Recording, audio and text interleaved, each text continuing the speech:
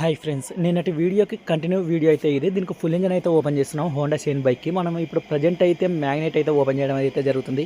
మీరైతే చూడవచ్చు, ఇక్కడ మ్యాగ్నెట్ ఓపెన్ చేసిన తర్వాత ఈ క్రాంక్ బేరింగ్స్ అనేది మనకి ఎక్కువగా ప్లే అయితే అనిపిస్తున్నాయి. మీకైతే షేక్ చేసి అయితే చూపిస్తా. మీరైతే చూడండి, మనకి ఆ 10 సైజ్ బోల్టాలు పట్టీలు ఫిట్ చేసిన తర్వాత ఈ ప్లే అన్నది రాకూడదు.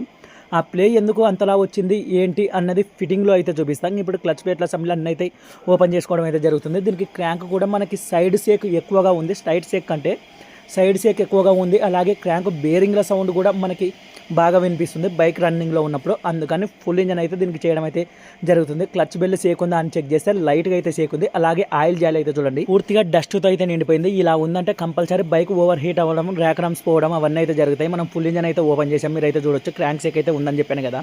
గేర్ వీల్స్ ఏమైనా ప్రాబ్లం ఉన్నాయా అని చెక్ చేసుకోవడం అయితే జరుగుతుంది. మనకి యూనికాన్లో ఎక్కువ థర్డ్ గేర్ వీల్ అయితే పోతూ ఉంటాయి కాబట్టి మనం గేర్ వీల్స్ అయితే క్లారిటీగా థర్డ్ గేర్ వీల్ని అయితే గమనించడం జరిగింది. గేర్ వీల్స్ అయితే ఎటువంటి ప్రాబ్లం అయితే లేదు.